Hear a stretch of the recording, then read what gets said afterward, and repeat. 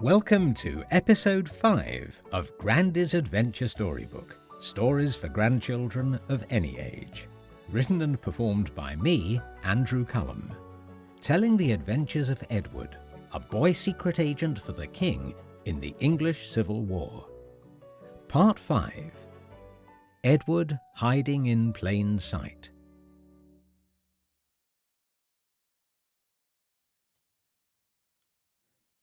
The Earl of Essex stood outside the church in Kyneton and once again looked into the distance, up the Edge Hill.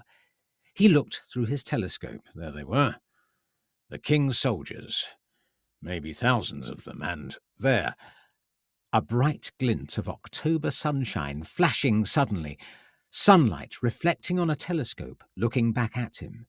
For a brief moment the Earl of Essex and King Charles I looked directly at each other through their telescopes.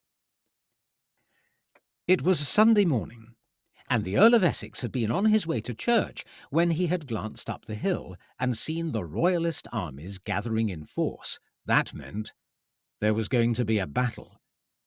He rushed into the church, interrupted the service, and ordered Commander Sinclair and Captain Thunder to muster their men. Sinclair had said something about a boy he'd been trying to arrest, and he'd snapped at him and told him to obey orders. What was the matter with Sinclair lately? He'd failed to catch Sir Richard, and now he seemed to be obsessed with this boy Edward who had escaped.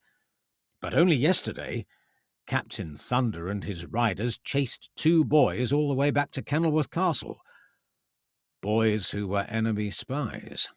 A 3rd boy had been seen with them on the Edge Hill.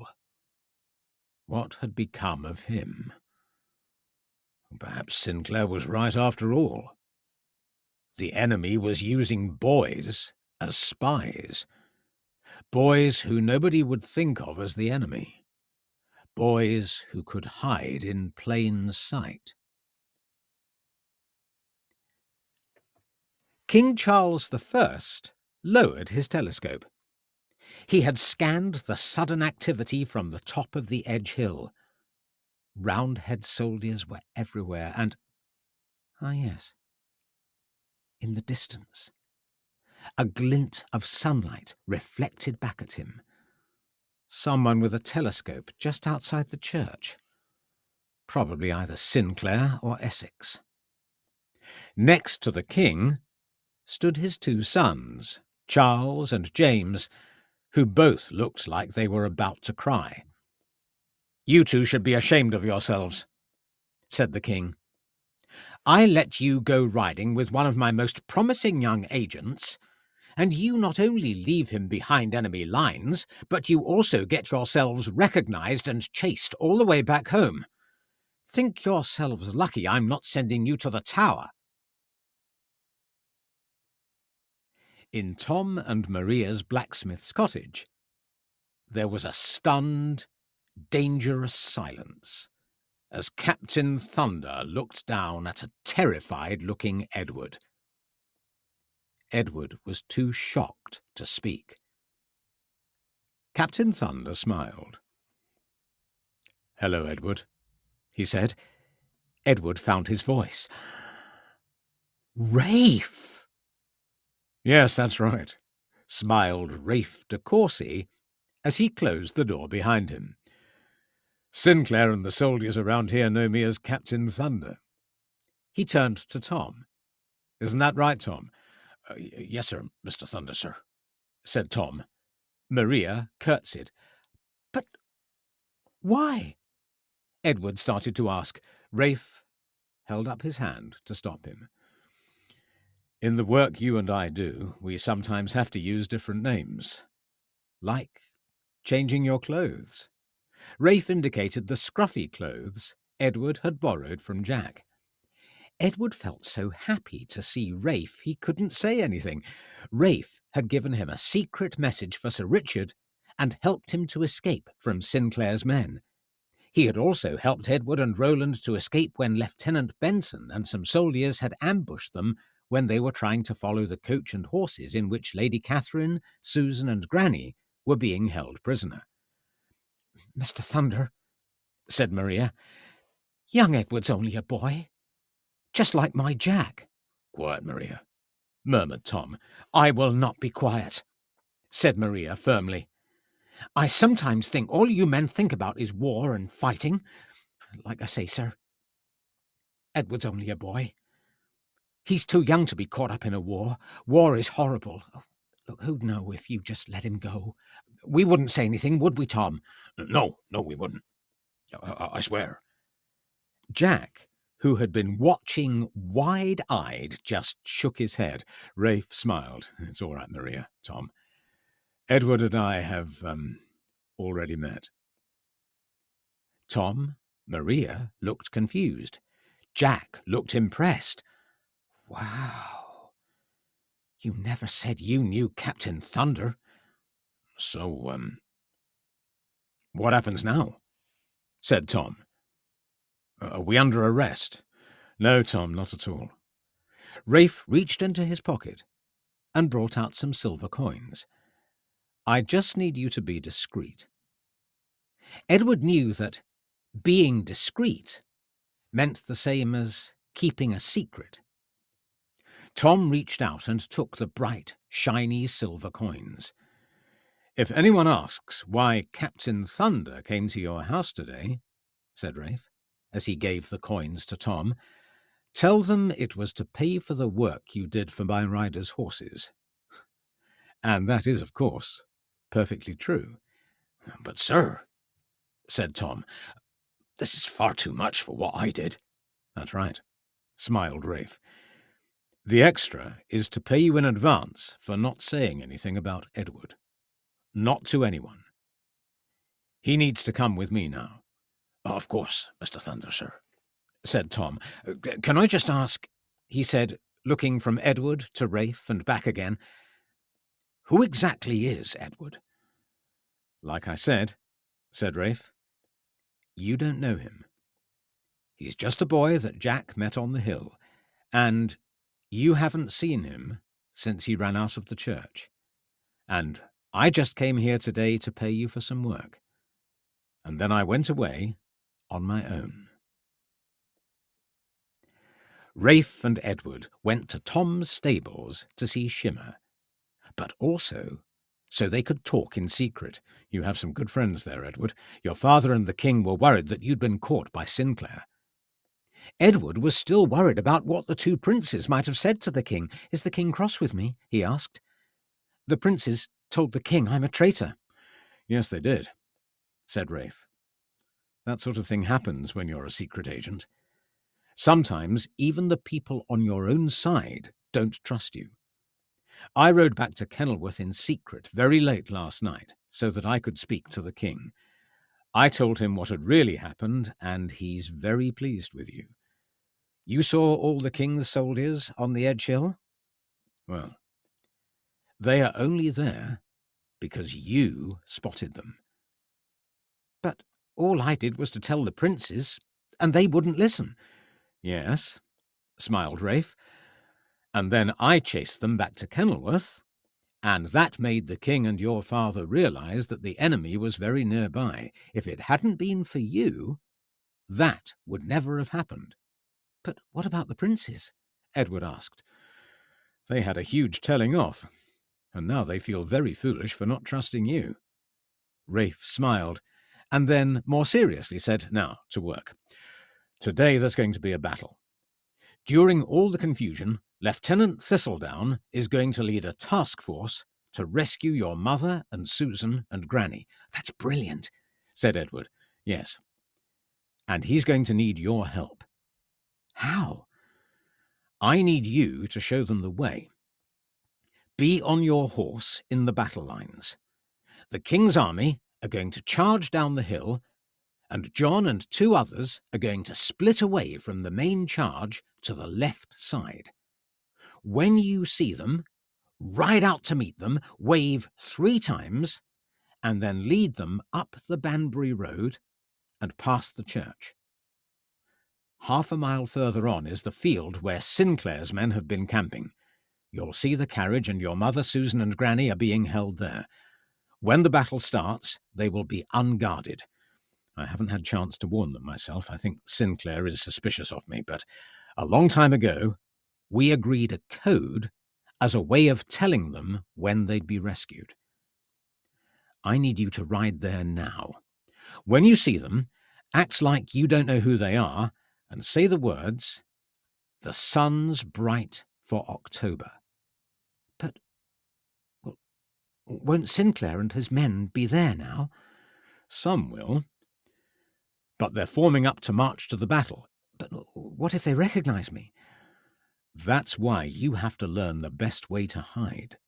And what is the best way to hide? Asked Edward. Hiding in plain sight, said Rafe. You have to pretend to be someone else so convincingly that people don't look too closely. Right now, you're dressed like a peasant boy, so that's what people see. Change the way you speak, look confident and change your name to something else, and often people won't notice. That's why everybody on Sinclair's side thinks my name is Captain Thunder. Edward giggled. I thought it sounded like a good scary name, said Rafe. It is, said Edward, but Roland said it sounded like Captain Tummyache. Rafe chuckled. Good old Roland. Trust him to ruin my scary-sounding name. Now, Private Pipsqueak, said Rafe, smiling but serious at the same time. What are your orders for when the battle starts? I have to be on my horse, looking out for the charge. Good. And what then?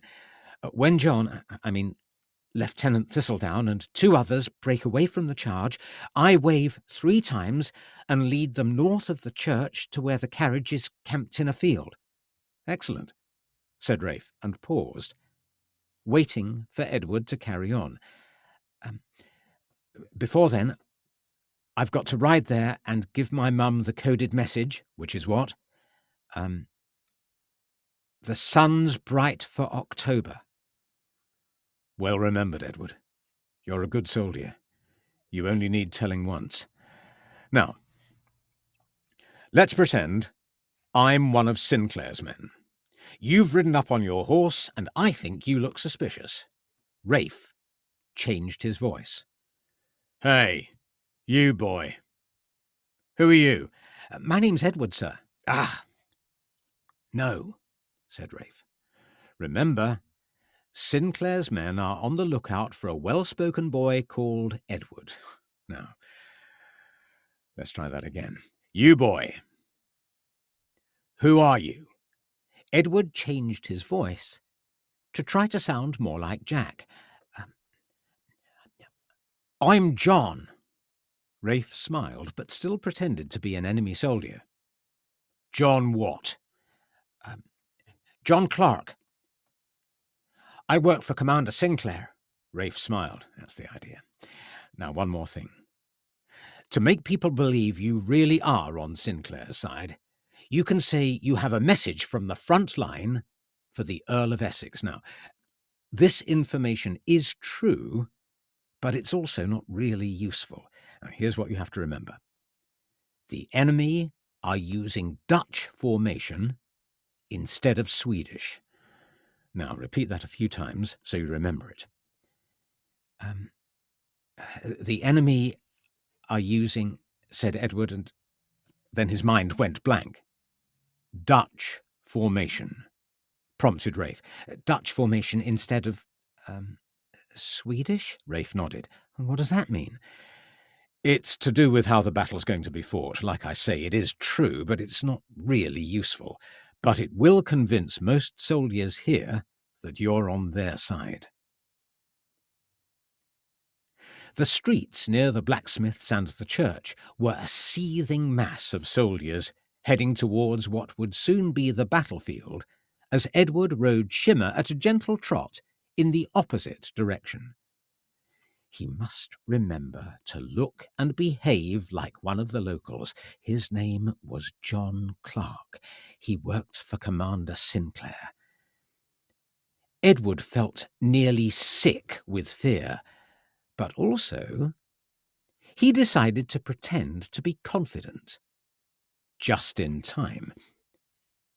Outside the church, he could see some Roundhead soldiers lined up on parade in front of a man who was making a speech to them. The man was holding a telescope and pointing in the direction of the Edge Hill, which was directly behind Edward as he approached the church. Hearing the sound of Shimmer's hooves, the man turned and looked right at Edward. It was the Earl of Essex, the man who had marched into the church and stopped the service. "You, boy." Edward felt a rush of fright. Had he been recognised? "Why are you heading in the wrong direction? The battlefield's that way." Edward thought quickly. "Yes, sir," he said, and then remembered he must speak like Jack. "But I have a message for you from the front line." "Well, what is it?" "The enemy will be using Dutch formation instead of Swedish, sir." The Earl of Essex nodded thoughtfully. "Thank you. You're a local lad, aren't you?" "Yes, sir," stammered Edward. And then, remembering the village he had ridden through with Jack, where the baker had stood with his sword, "I'm from Radway, sir. I've just joined up as one of Captain Thunder's horse riders. My name's John Clark." "Yes," said the Earl of Essex slowly. "I thought I'd seen you somewhere before. Carry on, Private Clark." And he waved his hand dismissively and turned back to his men. Edward rode on, hardly believing he had got away with it. As he rode to the northern limits of Kyneton, he saw the field, and his heart leapt when over the hedge he saw the carriage. Lady Catherine and Susan were hanging out some washing on a line strung between the carriage and a small tree. But between them and Edward was a bored-looking soldier. He looked up at Edward. "Who are you?" "I'm John Clark.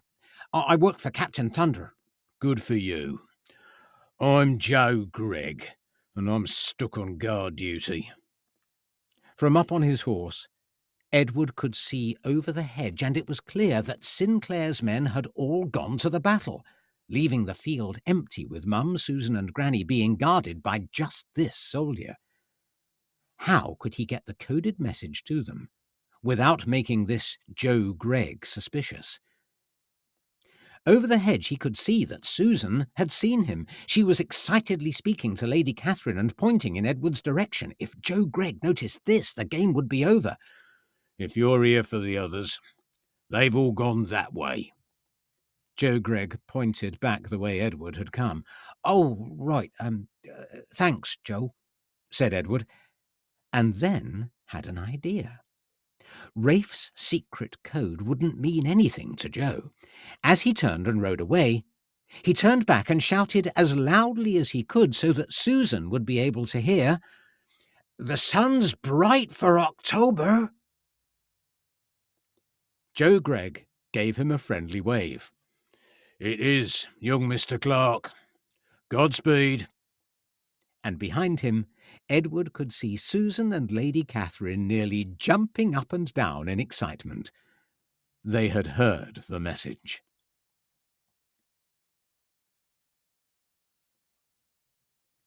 Edward had never heard anything so loud. The sound of a cannon firing only a few yards away nearly took your breath away and made it difficult to think. It frightened the horses, and Edward had to pat Shimmer gently and say, "It's all right there, girl. Stand easy." Edward was close to Rafe and his riders.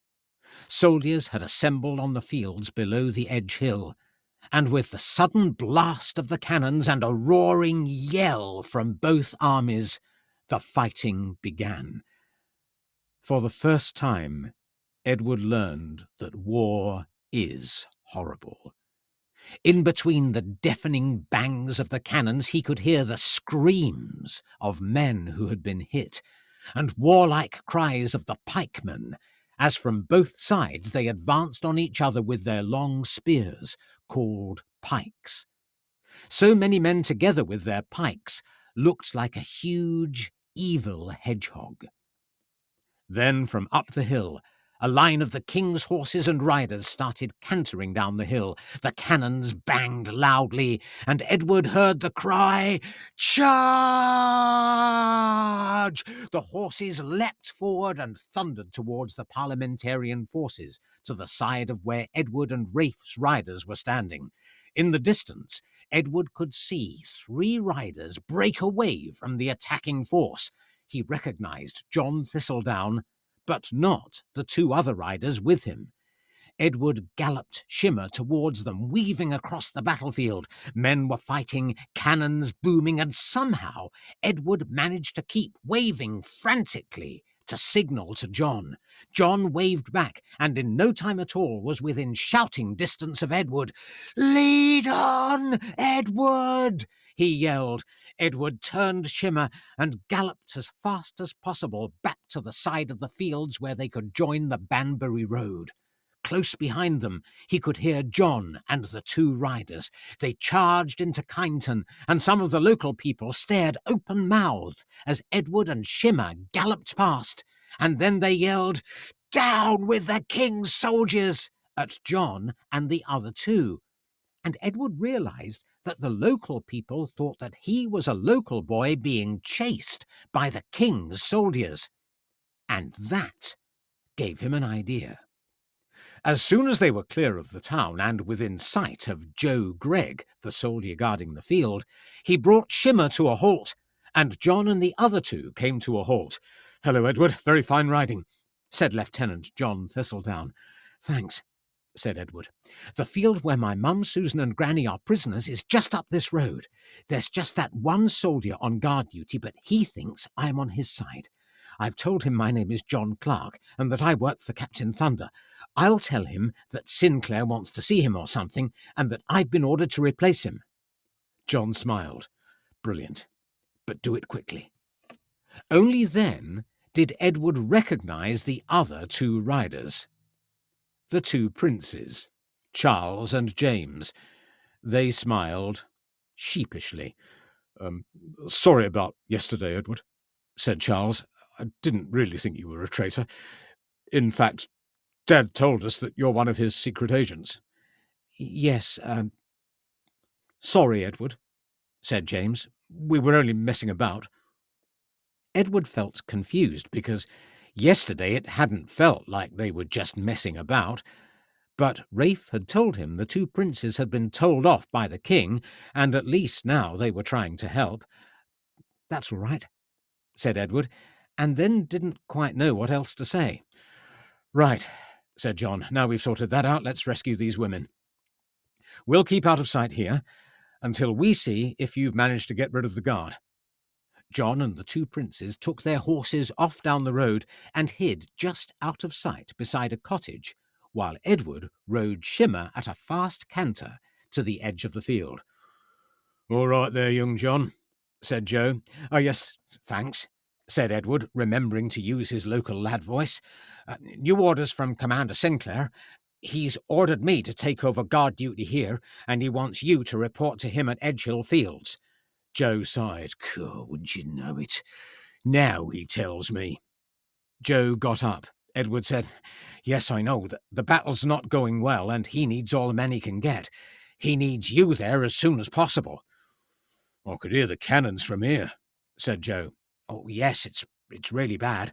I was chased all the way up the Banbury Road by 3 enemy riders," said Edward. "I only lost them when I got to Kyneton." "On my way." Joe got up and lumbered away down the road, muttering something about how he'd been a soldier all his life and how stupid Sinclair didn't know what he was doing. Edward waited till Joe had got far enough away and then rode Shimmer at a gallop right up to the carriage. Mum and Susan appeared from behind it with huge, welcoming smiles. Edward dismounted and ran to give them both a big hug. He was so happy to see them again that he felt like he wanted to cry, but happy tears rather than sad ones. "Edward, you're so brave," said Susan. "I'm so proud of you." "Well," said Edward, feeling both pleased and embarrassed at the same time, "I'm working for the king now, so I'm trying to be." "Oh," sighed Lady Catherine, "you're just like your dad." Granny then came around from the other side of the carriage. "Oh, bless my soul! You be careful on that horse, Edward. Oh, dear me. You're so much like your father when he was a little boy that I get you mixed up." "I'm not really little any more, Granny. I'm 8 years old," said Edward, and they all laughed. By this time, John and the 2 princes had ridden up.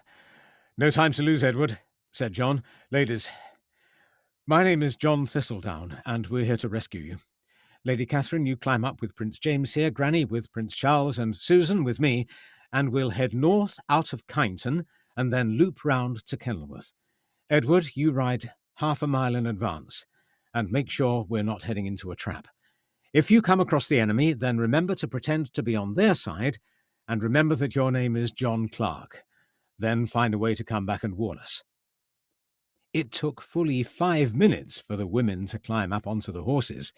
Lady Catherine and Granny had to sit side-saddle in front of the princes, while Susan just hitched up her skirts and sat on the horse like a boy. "Not very ladylike," joked Granny. "Right, let's get out of here," ordered John. "Hold tight, ladies. Next stop, Kenilworth. Edward, lead on." "Sir," said Edward with a salute, and galloped Shimmer out into the road and to the north. Behind him, he could hear the horses' hooves, and John, Charles, and Jim rode with his mum, his sister, and his granny on their horses. Edward had completed his first proper mission behind enemy lines as a secret agent for the king. That was Edward Hiding in Plain Sight, which is part 5 in The Adventures of Edward.